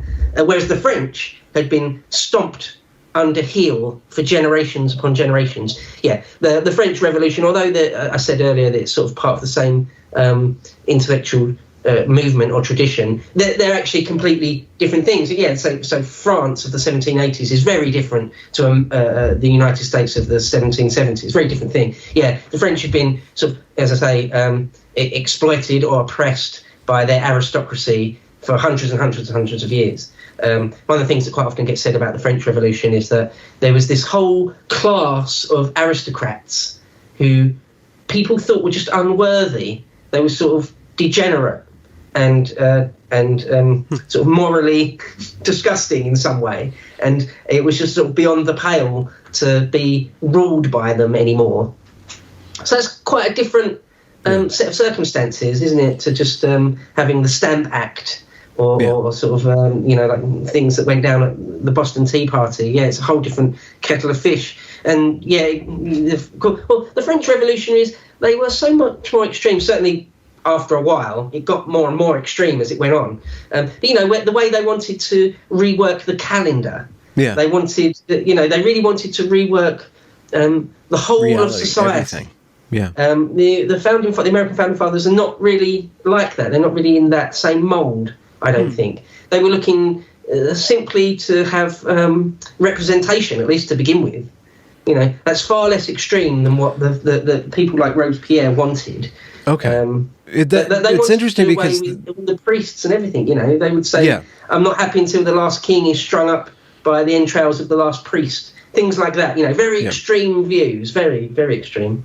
And then they put they invented that rationality religion. They went as far as they could with that. Whereas the American founding fathers are very idealistic. Life, liberty, and the pursuit of happiness is a very idealistic thing. And their proclamations about the Bill of Rights and the way that they conceive of society is based on really deep philosophical ideas. So there are ideas playing out in both revolutions and in both recreations of society. It's just there's some sort of quality about both the people and the ideas that shape it in these very drastically different directions. Yeah, I think maybe I didn't express myself perfectly when I said they're ideologues. It wasn't that the American founding fathers weren't ideologues. People like Thomas Paine, very, very idealistic. Almost crazily so, to the grave, an ideologue. But I suppose what I mean is that the French version of it is more, I don't know what's the best way to explain it, but just more sort of cutthroat. Maybe that's one way of saying it. Because, as I said a couple of times, it did take a while for the French Revolution to end up in that place where you've got the Committee of Public Security, I think it was called, or the Committee of Public Safety or something, where it's just like about 5 or 6 or 7 guys deciding we're just going to guillotine everyone in our way. It took a while for the French Revolution to get there, but the American Revolution never went there. And why that is, I mean, as I say, there's sort of whole books written about why that could have been, and it just seems that there's just a feeling ran a lot deeper for the French. It's a lot. Well, so getting back to England, or bringing England into the conversation, how does the attitude toward America change in Parliament and within the intellectual class? Not just the crown, but how does Britain kind of do people kind of side with America? Is there arguments there and pressure within Parliament to kind of just reconceive of what the Americas mean to Britain? And how does that follow? There's a big debate. It's not just that everyone in Parliament is completely for teaching the Yankees a lesson, and that they're just ungrateful sons of bitches that need to be put back in line. No, there's a whole there's a whole movement in Parliament that is sort of pro American freedom. Of course, the King himself, George III, is very much against that, and this is one of the periods in parliamentary history where a fair amount of some power or some authority at the end of all this, after it's all shaken out and Britain have lost, the authority of the king or of the crown is reduced. So, for example, right now, today in Britain, the monarch, our queen, has hardly any power at all. Hardly any at all. The government writes her speech every year. Every year the Queen gives a speech at the opening of Parliament saying what her government intends to do. That's written for her. Okay, so rubber stamping things and being the head of state and the head of the Church of England and all that sort of thing, it's all written in stone, but her actual power to sort of set policy is almost nil. And that has been the case for quite a while, since even Queen Victoria herself had struggles with how much power she could have, how much influence she could have over a prime minister. Now, in the early reign of George III, he had a fair amount of power. He was able to sort of suggest things to the leading politicians of the day, suggest things to his prime minister, and he would expect his suggestions to be taken seriously. Okay. And it's after the War of Independence where Parliament, in various different ways, the new governments decide, look, we're not really going to listen to the king much anymore. His authority, his power is reduced a fair bit. But I only say all of that to paint the picture that, yes, Parliament wasn't completely against the Americans. There were people, so the main government is a Lord North. For most of, or nearly all of this period, it's Lord North. He had a very long premiership.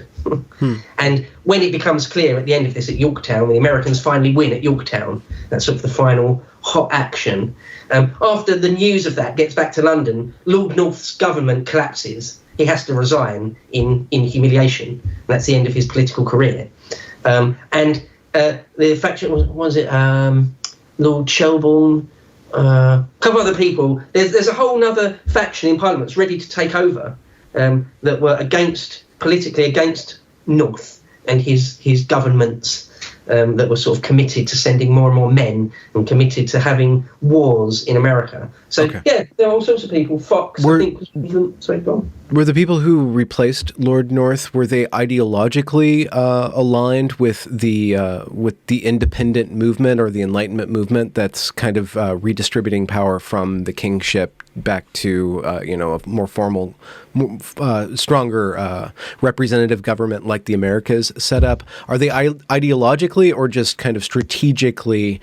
Are they ideologically for the ideas that are happening in America and the government there, or are they more about Lord North is inept and it just doesn't work anymore, and he wasted a lot of resources on something that was a stupid idea, or at least it turned out to be a bad idea? Or at least I think the answer to that is a little from column A, a little from column B. Mm-hmm. I think that a lot of them were sort of genuinely pro-American independence. But, I mean, it's difficult to know exactly what's in men's hearts sometimes, isn't it? Mm-hmm. Especially when you're dealing with politics, whether people are on the level, whether what they say they believe in, whether they really do, or whether it's just sort of a pragmatic move because it furthers their career. It's difficult to say. But, I think there were a fair few sort of leading politicians after it seem to have been, genuinely for American independence. I mean, same thing happens in not just in the American question, but in sort of home rule in Ireland. You would have Parliament would be split whether the Irish should be allowed to rule themselves or not. Same even goes for sort of home rule in India in the 20th century. The Parliament would be split over the matter. So, yeah, it is actually quite interesting because it gets a bit bitter, at least in terms of words. You know, those in Parliament that are sort of pro-American are sort of, you know, called out for being traitors and things. Yeah, that's the other question. Were people hanged or hung for supporting America in England? Where was it that extreme? Okay, so even the British didn't go the way of France, like you're on the border, you're off with your head kind of thing. So there's more of a democratic diversity of ideas and argument-based kind of resolution of conflict and decision making in England that's active and that steers them at this time. Yes. It's all very begrudging, though. I would say that. I would say that the way that George III thought about it, this is before his various periods of insanity, when he realised that the Americas were lost, he never got over that. It was like a profound wound to him. And I think that a lot of people, sort of pro-establishment people in England, felt the same way. It was like this giant continent that's just full of potential. It's full of promise. It's all just lost. We just lost it like that. It's gone. And so that is sort of a terrible open wound. And he never really got over it. He always harboured dreams of taking it back. Well, they tried to, didn't they, in 1812? Well, what was Canada's involvement in this? And was England like coming down from the north through Canada and trying to take back America that way? And when the resolution starts making up, where does Canada land on? Well, we're next to an enemy state, or was there peace treaties specifically with the government of Canada, or was Canada purely a subject to the Crown and did everything that the Crown did and basically was just an extension of Britain? Yes, no, much more that. So there's no Canada as such. There's two colonies of Upper and Lower Canada, both just complete possessions of the Crown. And so, there's no Canada as such. There's no sort of government of Canada, and you need to worry about the relationship between the government of Canada and the Continental Congress. Don't need to worry about any of that. None of that exists. Yeah, it's just British-held territory. And as for the idea of coming down through Canada to attack America, yes, relatively towards the end or halfway through, I suppose. There is a big English force that comes down the Hudson River. Burgoyne, is it John Burgoyne? Yeah, Gentleman Johnny Burgoyne comes down the Hudson River towards New York, towards sort of through upstate New York down to New York itself. That was the idea.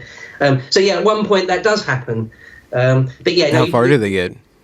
Burgoyne gets about halfway. They retake Ticonderoga, but then is eventually forced into a surrender.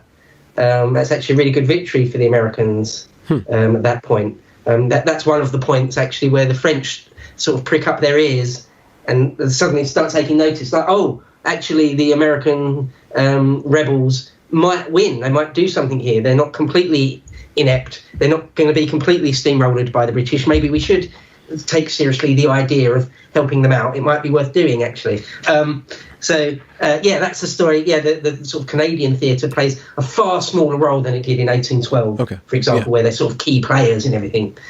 Not so much here. Not so much, really, no. One extra question on that is does the Continental Congress send a delegation to invite the Canadian territories to involve themselves in American independence?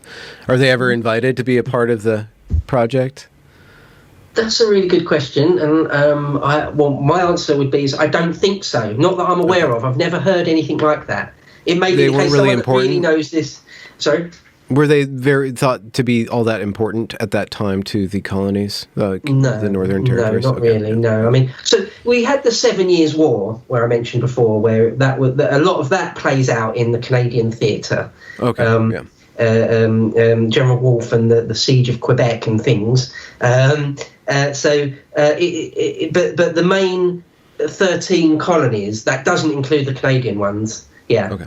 The St. Lawrence River sort of marks that boundary.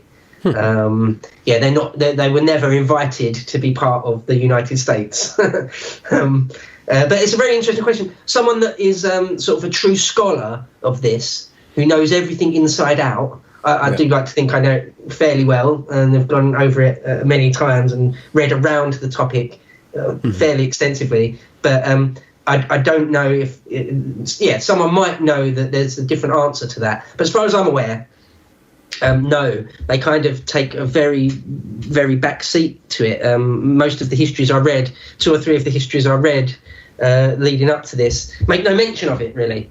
Okay. What the Canadian colonies are sort of doing, or what they think about it. They're just thought of as just sort of staunchly British territory, and there's no real question whether they're that or not after the 7 Years' War, after the sort of French and Indian Wars, it's so called.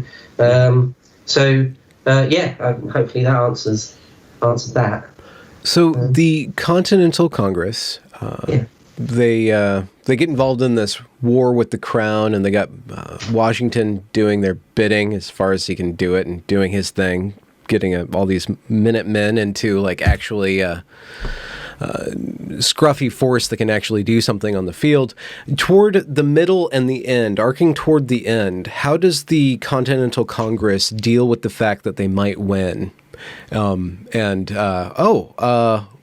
What how do they start to deal with the fact that they might win? That it's no longer a question, but they're arcing toward we're gonna be independent, guys.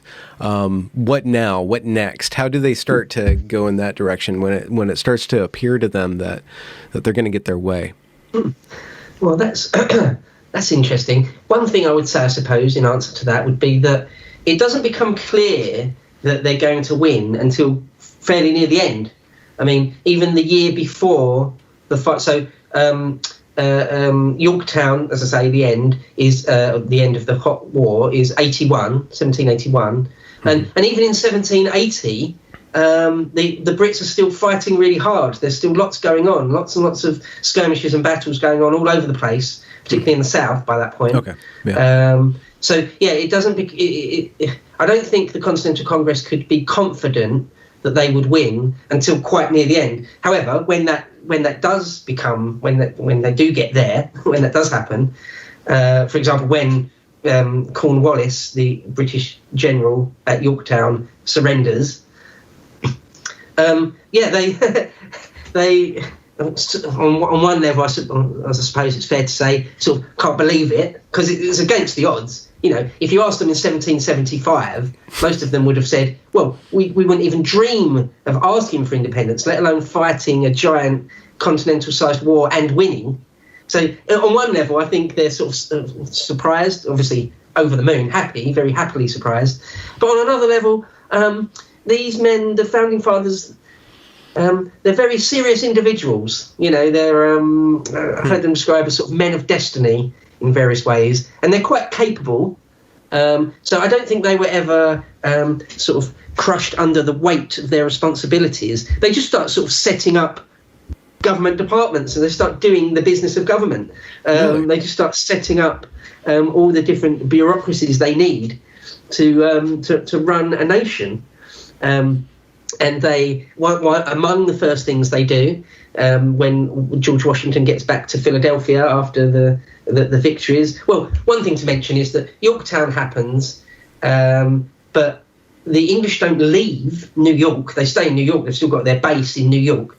They don't leave for like another couple of years. It's about 2 more years of political wrangling, diplomatic wrangling of what the final treaty is going to be. So it's actually the very final end, the very, very end, when the last British troops leave New York. It's sort of a long, drawn-out process, that. So it's not sort of this fantastically great day when a treaty is signed by George Washington and by Clinton, who was the English commander at the time. Henry Clinton.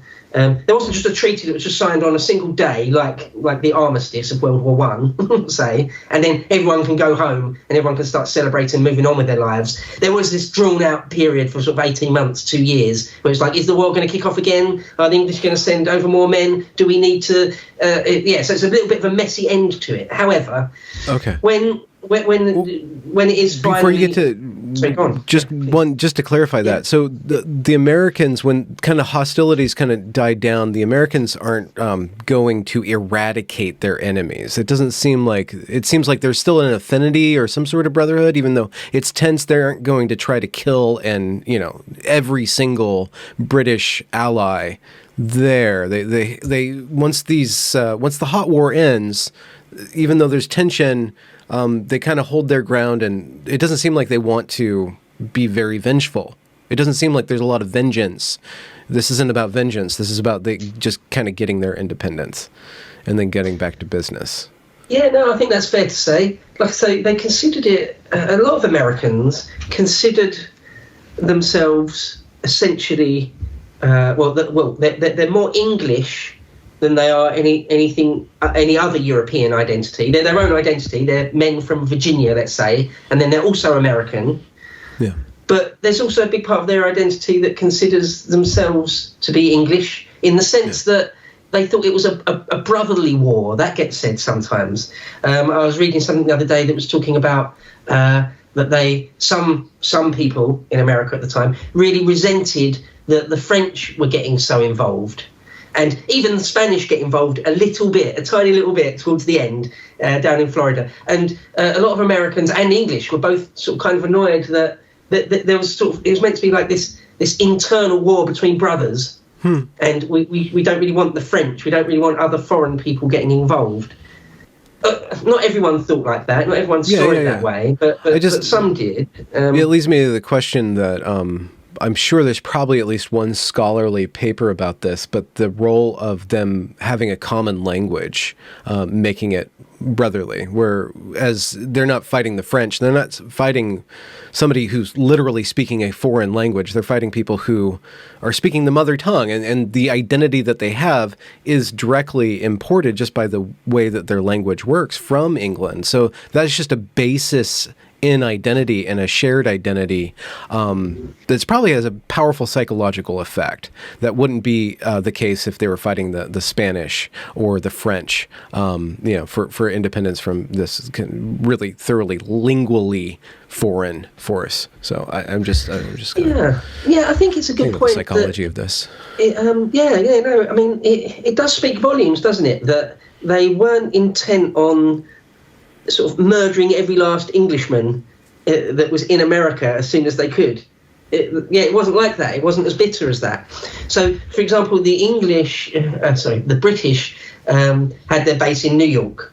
The main sort of military base was on Staten Island, actually. And so it was not exactly impregnable, but it was a strong position. And, the Continental Congress decided after Yorktown that there's no need to sort of blockade that. There's no need to try and storm those fortifications and kill everyone inside. No, the political side of it had been decided, and the military side of it had essentially been decided. Okay. So we'll try and come to some diplomatic and political conclusion to this, rather than just kill every last British troop that was there. Again, it does speak volumes. You're quite right that it's not that bitter. Yeah, and comparing and contrasting it with what happens in France, though the situation's very different. Violence isn't key to this revolution. The military action isn't the foundation of this war for independence. And I'm just thinking a lot about the revolutionaries that we see now in my country, and they're not really even revolutionaries. They show up to protest 11, or they protest till 4 a.m. and they just kind of the Antifa and a lot of the kind of revolutionary rhetoric right now now about that centers violence, or a lot of the revolutions that center violence, or that violence is a mean in and of itself. It doesn't seem like violence and military action is all that foundational to the project of America, or even to the birth of America, even though this war is very important. It just seems like once it's over, it's minimum necessary force to get kind of their way, and then they switch right back to a political conflict or a discussion of treaties, and so violence just doesn't seem to be. It doesn't continually go on like the Russian Revolution leading to Stalin, where this constant violence and murder is not a part of the American project and not a part of this particular revolution.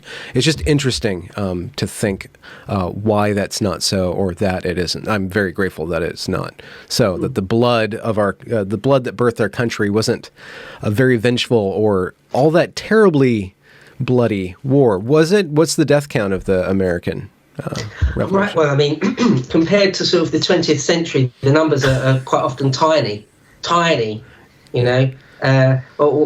of the bigger battles towards the end in the South. Sometimes there's only like a dozen casualties, or 100 or so casualties. When you look at lists, there's so many battles and engagements that quite a lot of them are small. Sometimes they're big. I mean, Bunker Hill is a relatively big one. When the English take Charleston in South Carolina, at one point there's sort of more than 10,000 men there. But yeah, by and large, it's relatively small numbers. It's all relative, though, isn't it? I mean, yeah. But yeah, one thing I'd say is that I would say the American violence on the American side, so the raising of militiamen and the making of the Continental Army and the battles that they fought, I think it's fair to say that all of that is a reaction to a British force. You could argue that the British force was a reaction to sort of the tarring and featherings of loyalists. So in all these things, it's very difficult to work out exactly who started it, if you like. Yeah, or who escalated it to the next level. But I do think that a lot of the bloodshed that happened was more a reaction to the British than just a bloodlust on the part of the Americans. Yeah, I think that's absolutely fair to say. And of course, any comparison to modern day Antifa it doesn't make any sense, because they're just mindless children LARPing, being something important. So they're not anything. Yeah. They're not revolutionaries or anything, are they? That's just a nonsense. I think it's fair to say that the well, just compared to the communist revolutions, the American Revolution is of a completely different stripe and character. And plus that the American Revolution happens pre-Marxism and pre-certain other developments, and has its own set. It's a completely different story than what happened in Russia. I understand that, but it just seems like there's a lack of the violence that other revolutions lead to. Even if you look at what happens in post-World War II Middle East, and a lot of the conflicts just around the world when different countries fight for when those men get together to declare their independence, the fallout from that, it has wildly different outcomes, at least with regards to body count, and then the stability of the government that actually comes to be in the wake of that. Yeah, no, as we said earlier, it's very, very rare for a revolution or a rebellion like this to end up with a stable government. Very rare. I mean, it is kind of incredible that the American experiment turned out the way it did. I mean, it's incredible. I think it speaks a lot about people like Jefferson and John Adams, people like that, that their intellect, or what they wrote and what they said, were able to keep it all under wraps, to keep it from descending into some sort of insane bloodshed like you see in Libya or something. Yeah, it's incredible. It's brilliant. I mean, it's a great example from history that it is possible. That it doesn't have to It doesn't have to descend into that. I mean, one of the things I was thinking about when you were talking there about where you mentioned the Russian Revolution, one of the things that springs to mind is that sort of their goals. So Lenin's one was basically peace from World War I, peace, bread and land, that sort of thing, and the proletariat being released from the bonds of the bourgeoisie, and that the means of production should pass into the hands of the working man in order to realise a worker's paradise, etc., etc. Well, that's not what the American founding fathers were about. They were about things like property rights. So actually the exact opposite of the Bolsheviks. The Bolsheviks wanted to do away with property rights.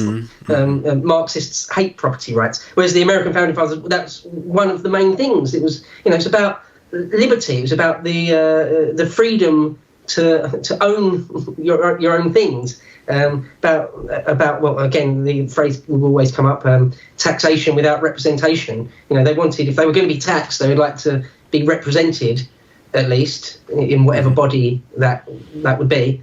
So yeah, the ultimate goals are very different, but nonetheless, there's nothing. If you were to put money on it in 1775 or 1776, whether whether this experiment was going to turn out to be really a fantastic success and create a nation like the United States, you would never put money on it. That would seem like a crazy long shot. That just seems very, very unlikely. I mean, the most likely thing at that point you would have thought is that the British would send over a large expeditionary force, and all the traitors would be done away with. That's why I'm sort of I think the American Revolution is well, I don't want to be too hyperbolic about it, but it's an incredible, amazing thing. I really think it is. I think that the documents that came out of it, like the Constitution, like the Bill of Rights, they're kind of wondrous. I don't want to be too sycophantic to the Americans, but well, that's just my honest opinion. I think they are wonderful documents, and it would be a real shame. I think it would be a real shame if the American Republic was entirely subverted. Well, unfortunately, it seems like that might be the way we're going. But let's say, let's don't put your money on it yet. But it does seem like there's some questions here and there. It's funny because I had this sort of notes and things.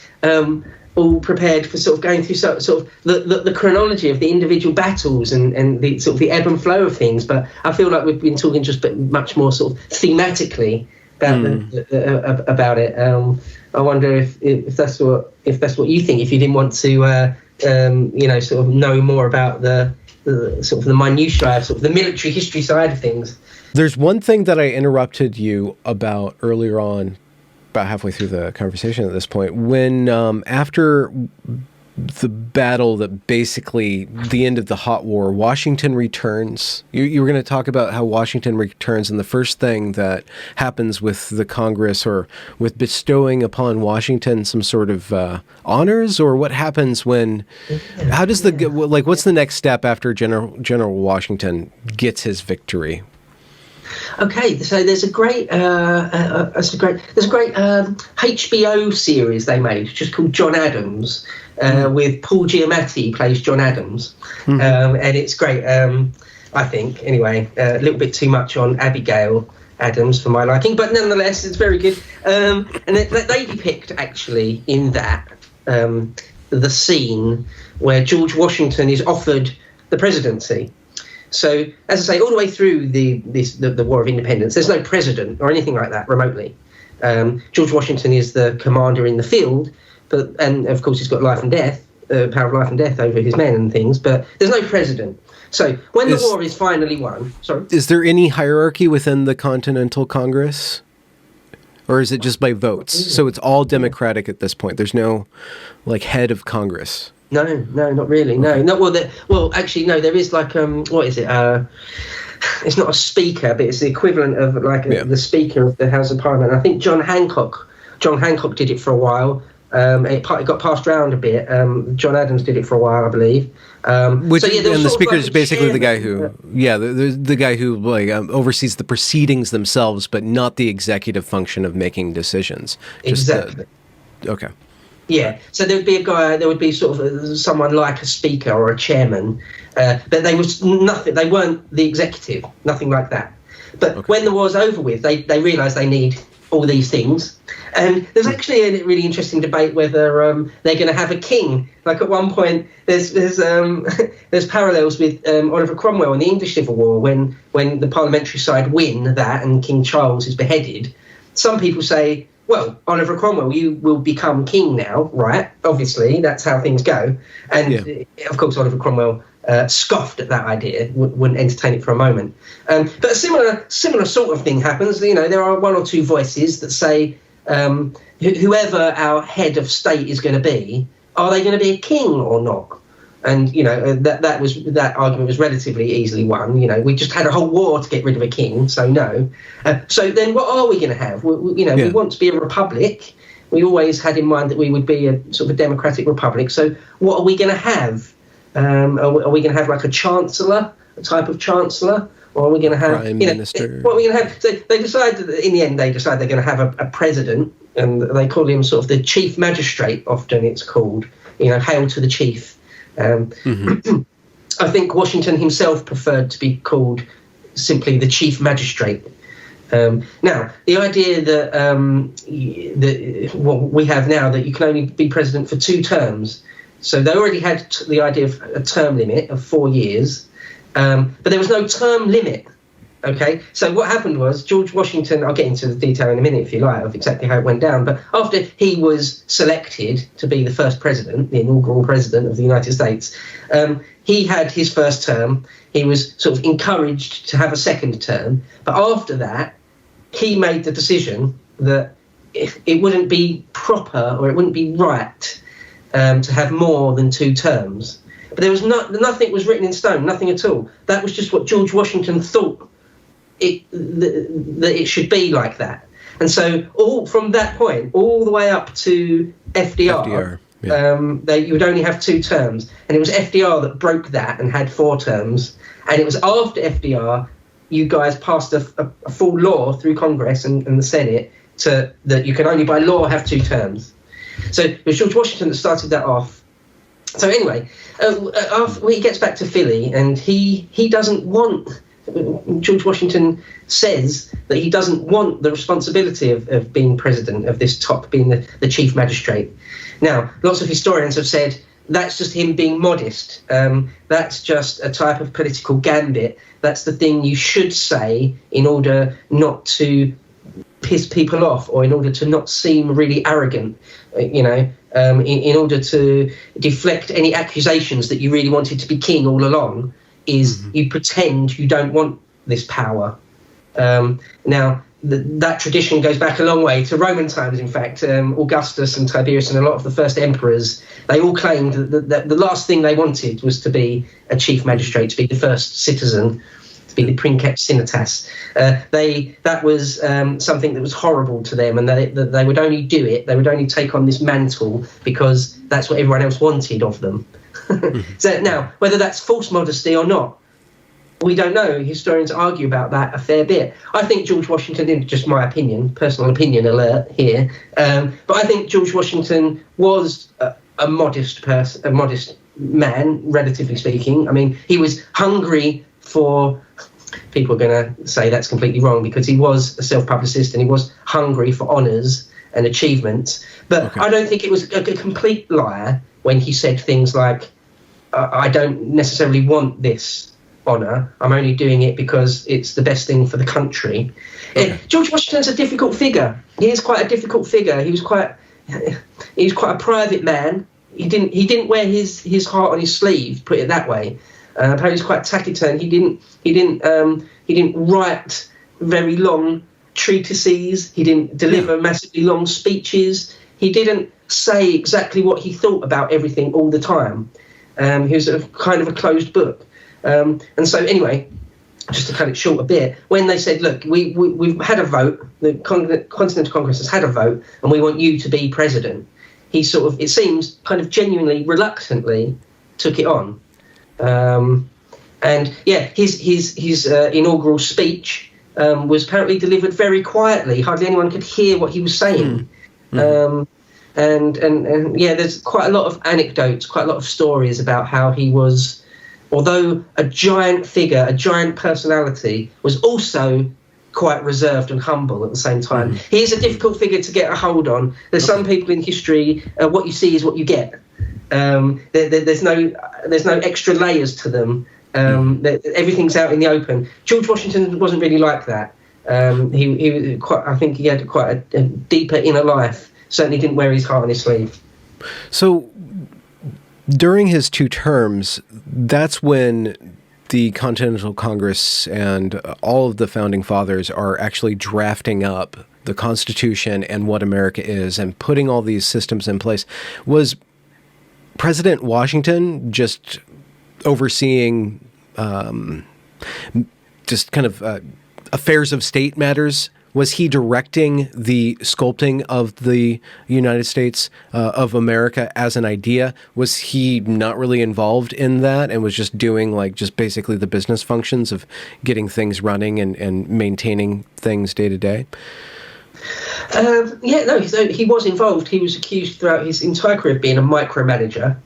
Of the drafting and the designing of the articles of the Constitution and of that aspect of America? No, so not of that. So for his whole career, he was sort of accused of being sort of a micromanager. However, when he came to become president, he realised, like a good officer, a senior officer, that you have to delegate lots of things. You absolutely have to delegate lots of things. There's no way you've bitten off such a huge chunk here that you can't micromanage it. That's an impossibility. So he actually changed his style of leadership, I've seen some people say. The way you conduct an army is fairly different to the way you conduct a government. and George Washington sort of suffered from that because he was good at running armies. He was very good at that. And he didn't feel comfortable, it seems. I think it's fair to say, I'm not really not going out on a limb to say that he was uncomfortable. I think he was fairly uncomfortable in that seat of being the president because he had to delegate most things out. And so what we do get in the time of Washington as president and the next president, John Adams, what we really see is the forming of various parties and factions. Kind of famously, almost to the point of cliche, is that you've got Alexander Hamilton and Thomas Jefferson bitterly arguing about the nature of America, about the nature of the army, about the nature of Congress and the Senate, and the nature of the presidency, what it's going to be, what the Constitution will be. That is argued about and debated about and fought over non-violently, almost entirely non-violently, for quite a few years before the actual Constitution comes out, before it's published. There's sort of quite bitter wranglings. For the soul of the newly born America, what it will be, and people agree that really Jefferson won that battle of wills between Hamilton and Jefferson, because Jefferson becomes president, he's the third president. When you're the chief magistrate, you really have got quite a lot of power over the way, setting the tone of things, Yes. So at that point, so Washington's basically kind of just a reluctant bureaucrat or head of state kind of figure, while the country's being assembled ideologically through all this staunch debate. By the time that we get to Jefferson has a much stronger hand in sculpting what America is and how it's going to be put together than Washington. Is it fair to say that Washington was just kind of trying to catch up and make sure that this thing kind of, rolls forward while it's put together, and then by the time of Jefferson, he gets to actually kind of cement things a lot more than Washington as president? Yeah. I think if you were to say, if you had to pick out just one or two or three guys that really sculpted America, or sculpted the Constitution, should we say? I think you're looking at Thomas Jefferson, Benjamin Franklin, James Madison, maybe a bit of John Adams. But out of all of those, it's really, I would say, Benjamin Franklin and Thomas Jefferson. And if you had to say one name, it's Jefferson. I would say that the United States is more a reflection of Jefferson than any other one person. Wow. I think that's fair to say. I would stand by that. I would argue with people over that. George Washington, he was the head of the army, and so when they won the War of Independence, it was kind of, it's glib to say, and people would say this is wrong what I'm about to say, but it's kind of, he's the obvious choice. It's sort of, he won the war, so he's kind of the obvious choice to be given this chief magistrate's job. And so if he had actually insisted that he wasn't going to do it or refused to do it, then it would have passed to someone else. But it was kind of, whoever's going to win the war gets to be the leader. It sounds kind of silly to say that in a way, but that's sort of the way it was. But the Declaration of Independence and the Bill of Rights and the Constitution, they're largely authored by Jefferson.